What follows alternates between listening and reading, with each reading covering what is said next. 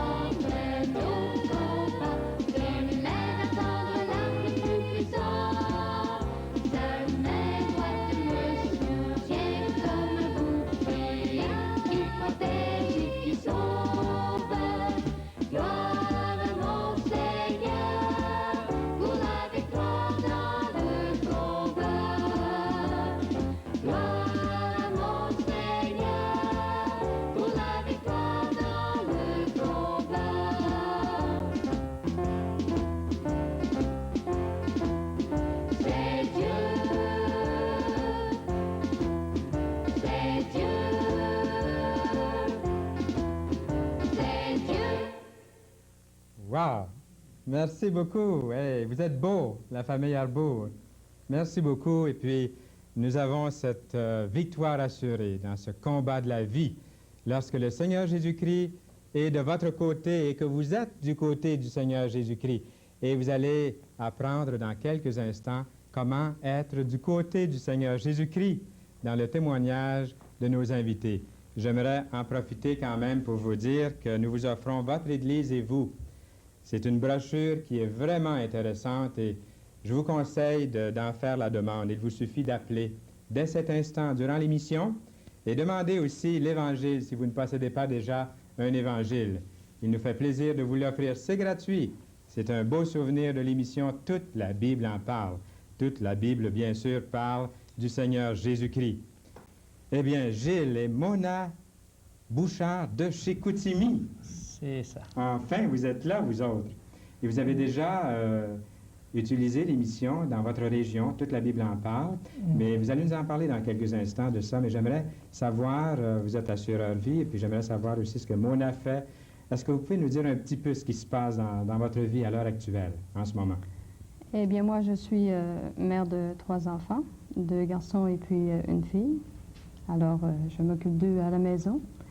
Je le fais avec joie car c'est vraiment dans la volonté du Seigneur et j'en remercie le Seigneur pour ça, de m'avoir donné mon mari et ses 3 enfants. Une vraie bénédiction, ça. Oui, c'est une bénédiction. C'est un travail à temps plein aussi. Ah oui. Je suis vraiment beaucoup occupée à la maison, alors j'ai pas le temps de penser au travail extérieur. Et puis toi, Gilles, dans l'assurance vie, Oui. tu présentes une autre sorte d'assurance maintenant. Oui, effectivement, mais tout de même, j'aimerais souligner que l'assurance, la vraie assurance, c'est le Seigneur Jésus qui m'a permis d'y arriver. Oui, c'est vrai. Même dans mon domaine que j'opère présentement pour, comme on dit, gagner sa vie, encore là, j'ai vu la main du Seigneur dressée dans un chemin ou dans un sentier, si on veut se référer au psalmiste. Effectivement, un sentier qu'il m'avait préparé. Et puis, je veux le louer pour cela. Oui, gloire à Dieu. Maintenant, j'aimerais savoir, parce que pendant 2 ans, je crois que c'est 2 ans ou 2 ans et demi, l'émission Toute la Bible en parle jouait à Chicoutimi. Qu'est-ce qui est arrivé? Est-ce que vous voulez nous en parler un petit peu? Oui. Les gens n'en veulent plus de cette émission-là. Oh non, tout le contraire, Fernand, tout le contraire. Les gens, on a eu beaucoup d'appels d'ailleurs. Mona a agi comme conseillère avec d'autres personnes ressources là-bas. Mais malheureusement, il s'est passé en année une certaine mode aux émissions de production locale, si on peut dire. Et puis à un moment donné, on nous a dit, il n'y a pas de personne de Chicoutimi ou il n'y a pas de production de Chicoutimi, puis on va tenter de... Je trouve ça un petit peu désolant quand même, parce que beaucoup de gens ont continué par la suite, lorsque l'émission a été retirée, à nous contacter, à nous demander quand est-ce la prochaine émission. Pourtant, on veut, Toute la Bible en parle, le plus local possible. Je pense que chaque région, nous avons des appels continuellement, des gens qui sont contents d'entendre l'émission, sont très, très heureux. Ils ne sentent pas du tout que ce n'est pas local, puisqu'on essaie de passer tout le monde de chaque région. Jésus est à Chicoutimi, tout comme il est à Montréal. C'est vrai. Ça ne peut faire qu'être local à ce moment-là. Il est local et universel en même temps. Exactement. Puis les gens étaient quand même réceptifs parce qu'il y avait soif, justement, du message de la parole de Dieu. Et puis j'avais beaucoup de téléphones qui étaient même édifiants. C'était vraiment intéressant de voir comment les gens cherchent Dieu.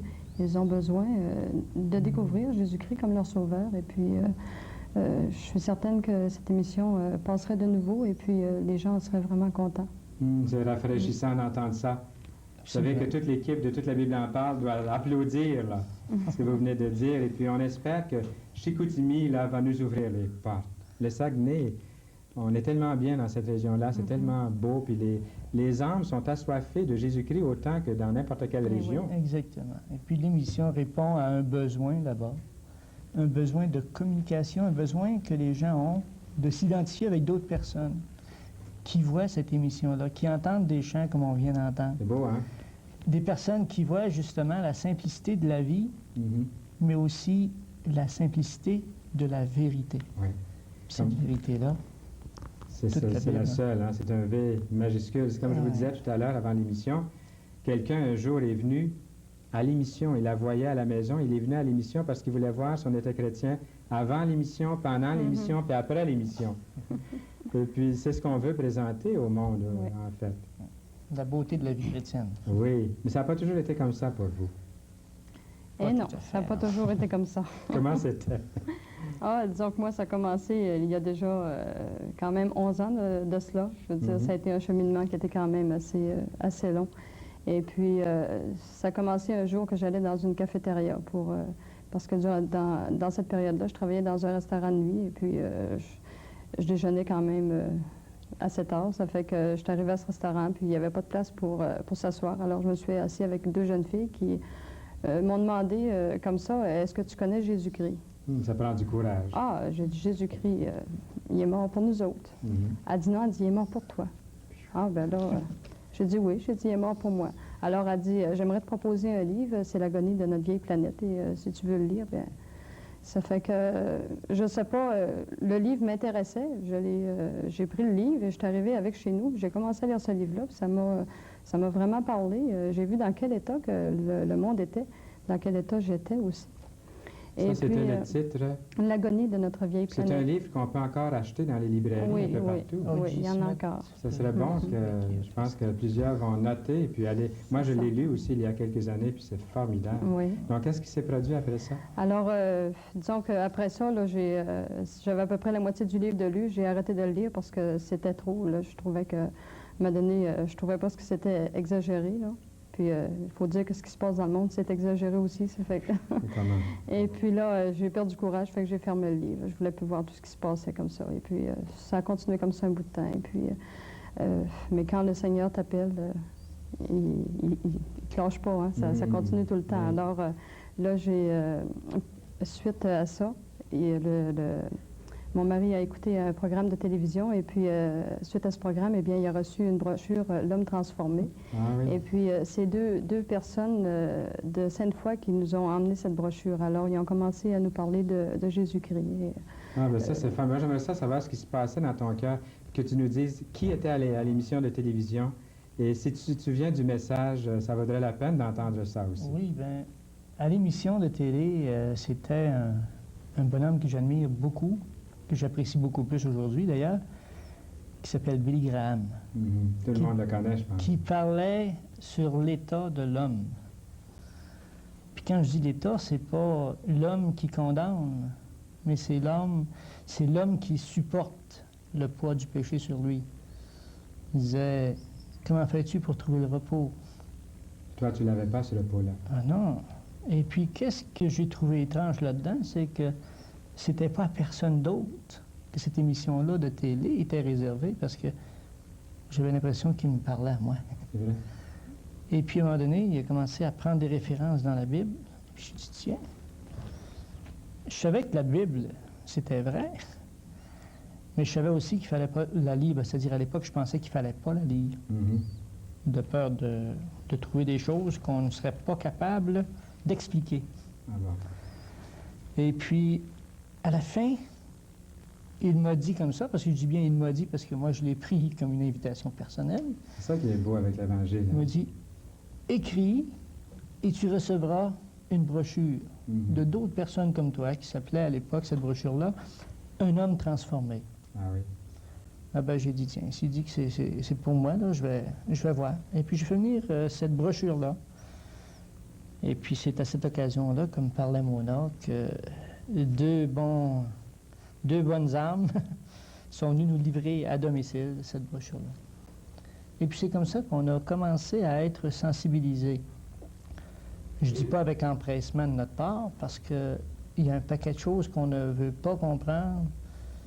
Et puis seul l'Esprit Saint que le Seigneur permet peut vraiment nous expliquer en autant qu'on s'abandonne. Et puis je crois que pour moi, du moins, j'avais mon petit monde à moi, c'était la musique, c'était certain esclavage. Et puis j'aimais bien me garder dans ce petit monde-là qui me plaisait. Je profitais de tout ce qui s'appelait la vie. Et puis le Seigneur a pu me montrer la différence. Donc, ça se ressemble un peu, mais quand même, c'est tellement différent, votre témoignage aux deux. La première fois que vous avez eu une expérience spirituelle ou qui, avant votre conversion, là, qui vous aurait le plus marqué? Oui. Alors, moi, disons que mon mari était parti à l'extérieur pour faire de la musique et moi, j'avais un petit garçon durant ce temps-là et puis ma vie était vraiment pas en règle avec Dieu. Et puis, j'ai été à une assemblée qui parlait justement à une assemblée évangélique. Et ce soir-là, c'était un monsieur qui nous parlait selon les proverbes de la femme. Comment vous vous êtes retrouvée, Mona, dans une réunion évangélique à cette époque? Alors là, ben, c'est Raymond qui venait au début, qui est venu me chercher. Quelqu'un qui faisait des visites comme ça, oui. qui invitait les gens à venir dans les C'est ça. réunions. Puis là, ben, il est venu me chercher, alors j'y étais. Puis, alors, c'était quelqu'un, justement, qui parlait de la femme selon du livre des Proverbes dans la Bible. Oui. Et puis, ça m'avait vraiment frappé de voir avec quelle vérité il parlait avec conviction. C'était vrai parce que c'était appuyé avec la parole de Dieu. Puis, il y avait des choses qui parlaient que ça se passait dans ma vie. Alors, je suis arrivée le soir, puis je réfléchissais vraiment sur ma condition. Et puis, quand je me suis couchée, j'ai réalisé à quel point que le péché était grand. Je ne m'étais pas impliquée encore, mais je savais quand même que le péché était vraiment là. Et puis, c'est là que j'ai compris aussi quand Dieu a détourné sa face du Seigneur Jésus-Christ au moment où il était sur la croix. Alors, j'ai compris le poids et la souffrance et l'opprobre à cause du péché. Ça m'a bouleversée. J'en ai pas dormi de la nuit. Puis, disons que c'est pas à ce moment-là que j'ai accepté Jésus-Christ parce que là, j'avais compris ça, mais je m'étais pas impliquée. Puis, disons, après, on est déménagé à Chicoutimi. Puis, on a eu des visites d'un monsieur et de son épouse. Et puis, ils ont continué à nous parler de l'Évangile et de Jésus-Christ. Et c'est à ce moment-là que j'ai compris qu'il fallait accepter Jésus-Christ comme sauveur dans notre cœur. Mais moi, je me disais, en fait, je n'ai pas fait de mal à grand monde. Puis, c'est quand même pas si pire que ça. Mon affaire, là, je vais avoir un autre enfant bientôt. Puis, ça va bien. Puis, fait que j'ai dit, pourquoi m'en faire, en fait, compte? Je suis prête à l'accepter. Jésus-Christ, c'est correct. Seigneur, je t'accepte dans mon cœur, mais c'est pas n'importe qui t'accepte, c'est mon poirier. J'étais très orgueilleuse. Et puis, après cette soi-disant nouvelle naissance, parce que j'étais censée vraiment être née de nouveau, je me sentais malheureuse. La femme la plus malheureuse du monde. Pourtant, il y avait une sorte de décision pour le Seigneur Jésus-Christ. C'est ça. C'est à la suite de ça que vous sentiez un gros fardeau. Un fardeau qui était vraiment trop pesant pour que je puisse le supporter. Est-ce que c'était sous forme de culpabilité? Oui. C'était une culpabilité qui était constante, puis qui me montrait à quel point que justement, moi qui me trouvais juste, puis qui pensais que j'avais jamais fait de peine à personne, c'était justement là que j'ai vu la peine que j'ai faite. C'est un peu comme quelqu'un qui va mourir et qui voit toute sa vie en l'espace de quelques secondes. Alors là, j'ai vu ma vie, mais j'ai vu le mal que j'avais fait dans ma vie. Et puis là, j'ai compris là, à quel point que Dieu pouvait haïr le mal. Et puis j'ai compris que le Seigneur, à quel point il m'a aimé pour mourir pour moi, malgré tout le mal que je lui ai fait. Alors là, j'ai dit, Seigneur, je te donne tout. Je te demande pardon, puis je te donne tout. Ça, c'est la vraie repentance. La Bible appelle ça la repentance. Là, ça a pu être une soi-disant nouvelle naissance. Ça a été la nouvelle naissance. Moi, je suis prêt à dire qu'il y a peut-être un grand nombre de personnes qui vont être désillusionnées, qui se croient des enfants de Dieu, des chrétiens, peut-être dans des familles de chrétiens, dans des assemblées, et qui ne sont jamais passés par une vraie repentance sincère. Mais vous l'avez connu selon l'Esprit de Dieu et ça vous a transformé. Oui. Comment vivais-tu ces jours-là, toi, de voir ton épouse bouleversée et porter ce fardeau de culpabilité? Moi, j'avais accepté Christ, j'en étais conscient, mais j'avais fait un petit peu un compromis avec le Seigneur. C'est-à-dire, Seigneur, je te donne ma vie, tu viens dans mon cœur. Mais je te donne pas toutes mes affaires. Ah bon? Tu avais fait une sorte de marché avec lui. Une entente. Une entente. Je ne sais pas qu'est-ce qu'il répondait. Qu'est-ce qu'il répondait à ce moment-là? C'est-à-dire avoir mon épouse malheureuse. Oui. Puis je me disais, oui, mais quand c'est que moi, je commence à être joyeux, je commence à voir le jour. Puis elle, et tout le contraire, ça va mal. Et puis, à un moment donné, un bonsoir, elle a éclaté en lampe, elle a dit, j'ai compris. Elle a dit, je voulais faire honneur au Seigneur, l'inviter à venir en moi. Mais c'est lui qui me fait tout un honneur puis une grâce parce qu'il m'a sauvé. Et puis moi, j'ai dit, oui, moi aussi, il m'a sauvé, parce que moi aussi, je veux qu'il soit mort pour moi à ma place. Puis, elle dit bêtement, comme ça, comme on dit quand on est deux en train de se parler, penses-tu qu'on est tout le temps en règle avec lui, ou penses-tu qu'on fait tout ce qu'on devrait faire, si réellement, là, on lui donne notre vie? Là. Puis ça a resté comme ça. Puis le lendemain matin, j'ai pris la parole. Et puis, j'ai tombé sur un verset dans l'Épître aux Romains. Est-ce que tu peux nous le lire? Oui, au chapitre 6, verset 23, qui nous dit « Car le salaire du péché, c'est la mort.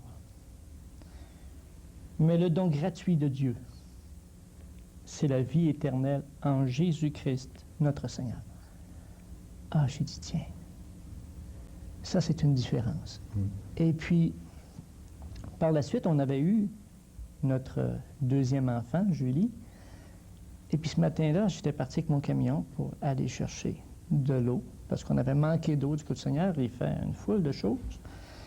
Et puis je m'en allais avec mon copain, mon drummer, puis on s'en allait. Et puis là, elle me dit tout bonnement, elle dit, va me chercher de l'eau parce qu'on n'a plus d'eau. Il faut que je lave la petite. Je suis parti avec le camion, puis mon drummer, puis tout là, en m'en allant, je me disais, oui, mais ça se peut-tu? Là, on se prépare à partir en tournée pour je ne sais pas combien de temps, puis je ne sais pas non plus dans quelle distance. Puis là, elle a besoin de moi, puis qu'est-ce qui va se passer? Tout le long du trajet, pendant 1 000 écarts aller, 1 000 écarts revenir, le Seigneur travaillait. À tel point que quand je suis arrivé dans la cour, on a stationné le camion, et puis là, j'ai descendu avec mon seau d'eau, et puis j'ai dit à mon drummer, prends mon camion, je te prête mes instruments, toutes mes parts dans le groupe, je suis prêt à bûcher un autre guitariste pour toi, je vais lui montrer les chansons, puis toutes mes compositions, garde-les. Le Seigneur ne veut plus que je fasse de musique. C'est une décision, ça. Là, je suis monté en haut, puis elle dit, t'en vas-tu pratiquer? J'ai dit, non, je ne m'en vais pas pratiquer, je m'en vais porter les affaires. Je t'apporte un deuxième seau d'eau. J'étais contente. Là, j'ai dit, là, dorénavant, j'en fais plus de musique. Amen. Tu m'as regardé? Je fais plus de musique. Puis, pour une couple de jours, elle n'a pas osé, je pense, me le demander. Est-ce que vous appelleriez ça une des plus grandes transformations, là? J'ai compris qu'est-ce que ça voulait dire, se convertir. On vient de passer une période, là, présentement, c'est-à-dire, ça fait pas tellement longtemps, d'ici 3 ans, là, où est-ce qu'on a converti du pied au maître, puis etc. Puis les gens, ils disaient, ouais, mais pourquoi faire ça? Le Seigneur m'a appris, moi, que se convertir, c'est réellement virer de bord, faire un volte-face total. Puis, il m'a pris ce que moi-même, j'aurais jamais pensé que quelqu'un pouvait prendre.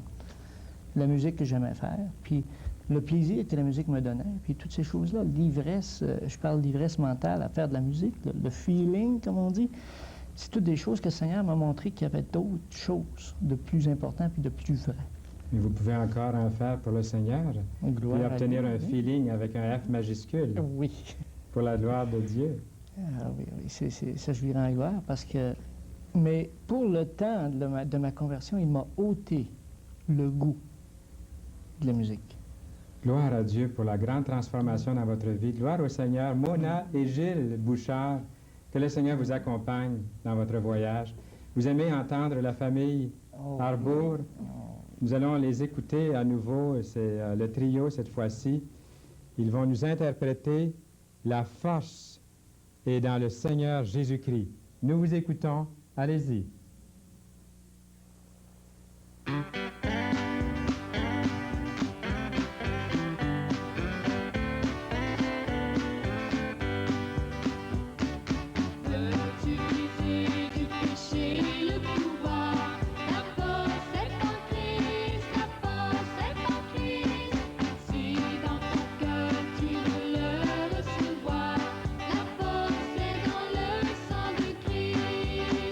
Je suis fort, fort et puissant.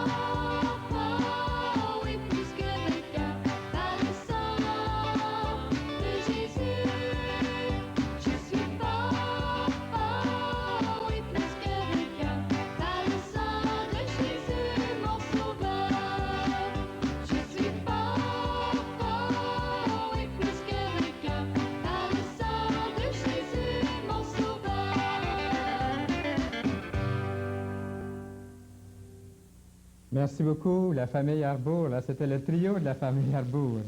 Et revenez-nous bientôt à l'émission Toute la Bible en parle. Merci beaucoup, beaucoup. La force est dans le Seigneur Jésus-Christ. Et aujourd'hui, ça a été, je crois, une des bonnes émissions là, qui nous a démontré que Jésus-Christ peut transformer une vie. Nous l'avons entendu, puis c'était bon d'entendre Mona et puis son époux Gilles, tous les deux nous parler de cette grande transformation que Jésus apporte. Est-ce que vous n'êtes pas là et fatigué, tanné, comme on dit, de cette vie qui ne vous donne aucune assurance?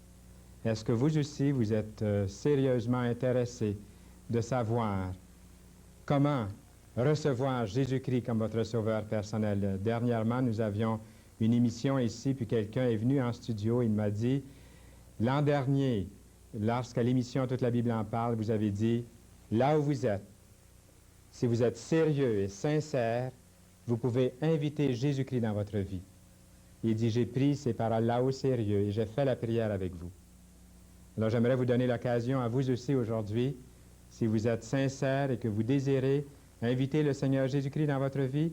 Vous avez entendu parler de repentance à l'émission. Vous savez ce que c'est de vous détourner de ce qui ne vous a pas procuré la paix et de vous tourner vers une personne, vers quelqu'un. Dites-lui sincèrement, Seigneur Jésus, je t'aime parce que tu m'as aimé le premier. Seigneur Jésus, je réalise que dans mes péchés, je suis perdu et que j'ai besoin d'un sauveur, le Seigneur Jésus-Christ. Dites, Seigneur Jésus, je crois que tu as pris ma place à la croix du Calvaire, celle de Barabbas qui me représentait, et que tu as la puissance de transformer un homme, une femme qui se donne sincèrement et sérieusement à Jésus-Christ. Je crois, Seigneur Jésus, que ton sang versé à la croix me purifie de tout péché, me donne une vie nouvelle et que vraiment la force est dans le sang du Seigneur Jésus-Christ pour me purifier, me donner un salut merveilleux. N'oubliez pas de faire la demande, de nous dire que vous avez fait cette décision et de faire la demande de votre Église et vous. Et dès la prochaine émission, nous aurons à nouveau le trio Harbour nous reviendra, la famille. Et nos invités seront M. et Mme Raymond et Francine Péloquin de Tracy, qui nous parleront de Jésus-Christ, le seul médiateur entre Dieu et les hommes. C'est Fernand Saint-Louis qui vous dit au revoir et à bientôt.